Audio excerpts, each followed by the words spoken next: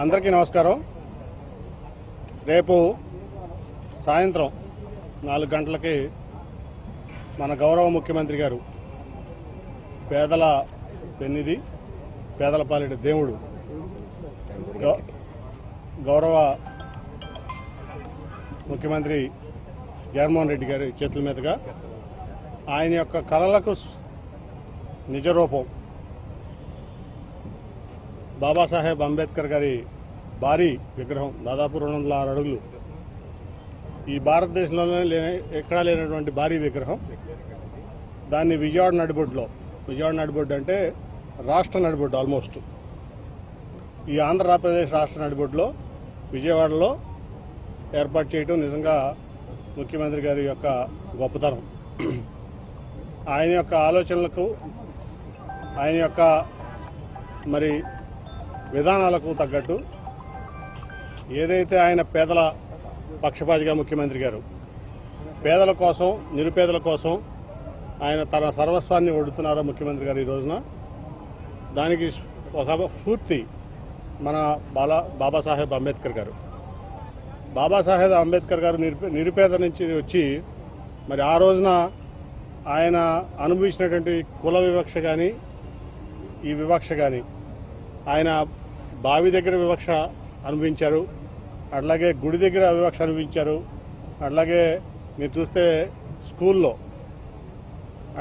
ఏదైతే ఆయన బాల్యంలో స్కూల్కి వెళ్ళినప్పుడు ఆ విద్యార్థులకి దూరంగా మరి గోను సంచి వేసి ఆయన కూర్చోబెట్టి చాలా నరకయాతనకు ఆయన గురి చేసినటువంటి పరిస్థితి.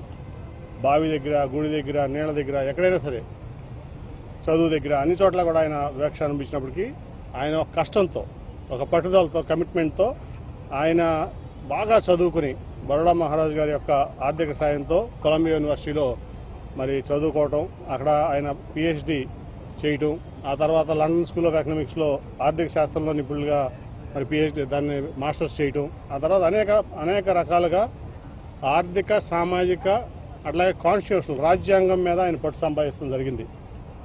ఆ తర్వాత మా భారతదేశం వెనక్కి వచ్చి ఇక్కడ సామాజిక పరంగా జరుగుతున్నటువంటి అన్యాయం మీద, కుల వివక్ష మీద, అంటరానితనం మీద అనేక రకాలుగా కూడా ఆయన పోరాడినటువంటి పరిస్థితి. ఆ రోజు గాంధీ గారు, మహాత్మా గాంధీ గారు మరి అంటరాని కులాలకి, అట్లాగే కుల వృత్తులు చేసిన కులాలకి గౌరవం కల్పించాలన్నారు తప్ప, ఆ రోజే గాంధీ గారితో మరి ఆయన చేసినటువంటి డిస్కషన్ కానీ, డిబేట్ కానీ అంబేద్కర్ గారు ఈ అంటరాని కులాలు కానీ, లేకపోతే వెనకబడిన కులాలు కానీ, లేకపోతే బడుగు బలహీన వర్గాలు కానీ, అణగారిన వర్గాలు కానీ వాళ్ళకి ఆర్థిక పరమైనటువంటి ఇది కల్పిస్తేనే, ఇది మొత్తం ఆర్థికపరమైన నిలకడ కల్పిస్తేనే మరి ఈ భారతదేశం బాగుంటుందని ఆ రోజు కూడా డిబేట్, డిస్కషన్ జరిగింది గాంధీ గారితో. దాంట్లో నిజంగా కూడా అంబేద్కర్ గారు గెలిచినట్లే. అట్లా అనేక రకాలుగా ఇది చేసినప్పుడు తర్వాత ఆయన సామాజిక సేవలో కానీ, సామాజిక న్యాయంలో కానీ అనేక రకాలుగా కూడా ఆయన చేసినటువంటి పోరాటాలు కానీ, ఆ తర్వాత భారతదేశానికి స్వతంత్రం వచ్చినప్పుడు కాన్స్టిట్యూంట్ అసెంబ్లీలో ఫస్ట్ లా మినిస్టర్గా ఆయన, అట్లాగే ఈ రాజ్యాంగ కమిటీ రాసే కమిటీకి చైర్మన్గా ఆయన చేసినటువంటి పనులు, ఆయన రాసినటువంటి రాజ్యాంగం ఇవాళ ప్రపంచంలోనే ఒక మేటి రాజ్యాంగం మన భారత రాజ్యాంగం. అది అంబేద్కర్ గారు చేతుల మీదుగా రచించబడినటువంటి రాజ్యాంగం. ఇవాళకు కూడా మరి భారతదేశం రాజ్యాంగంలో ఏదో అక్కడ ఇక్కడ స్వల్ప సవరణలు తప్ప మెజారిటీగా దాదాపు 80% పైన ఇంకా బాబాసాహెబ్ అంబేద్కర్ గారి రాజ్యాంగం నడుస్తుందంటే అది ఆయన యొక్క మేధస్సు గొప్పతనం. అట్లాగే ఏదైతే మన ముఖ్యమంత్రి గారు ఉన్నారో జగన్మోహన్ రెడ్డి గారు, ఇవాళ ఆ బాబాసాహెబ్ అంబేద్కర్ గారి ఆశయాలు, ఆయన యొక్క ఆలోచనలు అనుగుణంగా ఇవాళ ఈ రాష్ట్రంలో పేదరిక నిర్మూలన చేయాలి, పేదలందరినీ ఆర్థికంగా ఉన్నత స్థాయిలో ఉంచాలి, అట్లాగే ముఖ్యంగా సంతోషంగా ఉంచాలి. మధ్యతరగతి, దిగువ మధ్యతరగతి, పేద, నిరుపేద వర్గాలని సంతోషంగా ఉంచాలి ఈ రాష్ట్రంలోని ఒక కంకణం కట్టుకుని ఎన్ని ఇబ్బందులు ఎదురైనా సరే ఆ వర్గాల కోసం పోరాడుతున్నటువంటి నిజమైన నాయకుడు మన ముఖ్యమంత్రి వైఎస్ జగన్మోహన్ రెడ్డి గారు. ఆ రోజు ఏదైతే అంబేద్కర్ గారు పోరాడారో అంతకంటే 100 రెట్లు ఎక్కువ ఈరోజు ఆ వర్గాల కోసం ఇవాళ ముఖ్యమంత్రి గారు కష్టపడుతున్నారు. దానికి ఆయన ఆలోచనలకి, ఆయన కళలకి, ముఖ్యమంత్రి గారి కళలకి, అట్లాగే ఆశయాలకి ఇవాళ బాబాసాహెబ్ అంబేద్కర్ గారి విగ్రహాలు ఇంత ముందు చూసాం మనం. ఎక్కడో ఊరు బయట ఉంటాయి, లేదా మన చేలల్లో ఉంటాయి, లేకపోతే హరిజన్ వాడలో ఉంటాయి. ఇవాళ అటువంటిది ఇవాళ తీసుకొచ్చి రాష్ట్ర నడిబొడ్డైన విజయవాడ నడిబొడ్డులో మనందరి హృదయాల్లో బాబాసాహెబ్ అంబేద్కర్ గారిని ఉంచారంటే అది కేవలం మన ముఖ్యమంత్రి జగన్మోహన్ రెడ్డి గారి యొక్క గొప్పతనం. దానికి మేమందరం కూడా ఈ రాష్ట్ర ప్రజల తరఫున నిజంగా ఆయన అభినందించుకోవాలి.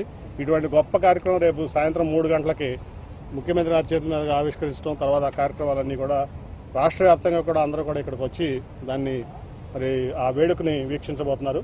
దానికి కూడా ఏదైనా కానీ ఎక్కడా కూడా చాలామంది వెనకబడిన తరగతుల వారు, అట్లాగే షెడ్యూల్ తరగతుల వారు ఏర్పాటు చేసినటువంటి పార్టీలు ఉన్నాయి ఈ దేశంలో. అట్లాగే నేను చాలా రాష్ట్రాలు పర్యటించా యాజ్ ఎంపీగా. అట్లాగే ముఖ్యమంత్రులు షెడ్యూల్ కులాల నుంచి ముఖ్యమంత్రులు అయినటువంటి వాళ్ళు ఉన్నారు. వాళ్ళు ఎవరో చేయలేనటువంటి పని ఇటువంటి విగ్రహాన్ని రాష్ట్ర నడిబొడ్డులో, విజయవాడ నడిబొడ్డులో ఉంచినటువంటి ఘనత వన్ అండ్ ఓన్లీ మన వైఎస్ జగన్మోహన్ రెడ్డి గారికే దక్కుతుందని ఈ సందర్భంగా తెలియజేస్తూ, ఈ సందర్భంగా అటువంటి గొప్ప కార్యక్రమాన్ని చేసినందుకు ఆయన అభినందిస్తూ నేను సెలవు తీసుకున్నాను. థ్యాంక్ యూ, కృతజ్ఞతలు అందరికీ.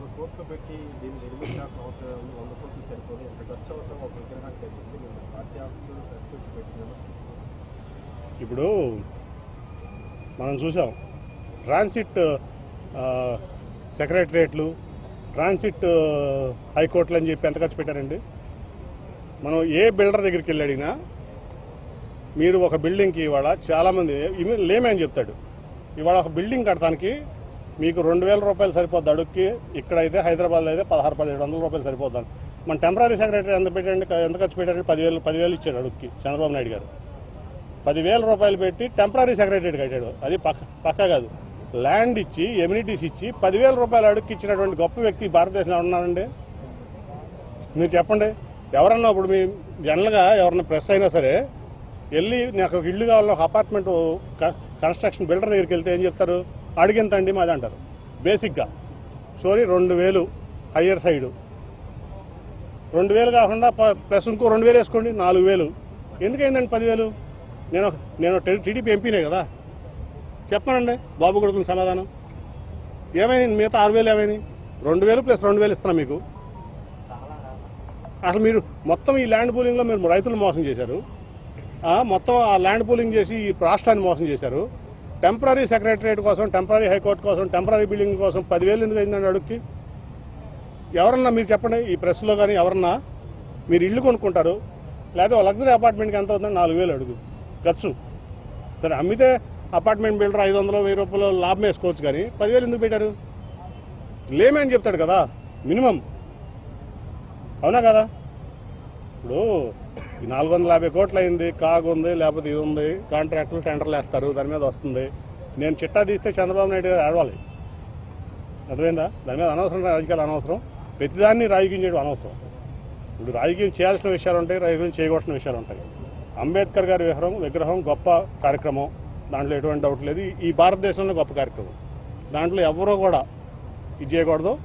అంబేద్కర్ గారి విగ్రహావిష్కరణని రాజకీయం చేసి బడుగు బలహీన వర్గాల్ని కించపరచొద్దని ఈ సందర్భంగా తెలుగుదేశం పార్టీ వాళ్ళందరికీ కూడా నేను చెప్తున్నా. మీకు అది మంచిది కాదు. మీ పార్టీ మట్టి కొట్టుకుపోద్ది ఇట్లా చేస్తే. 80% వైఎస్ఆర్సీపీ ఖాళీ చేస్తామని చెప్పి కేసీఆర్ అంటారు.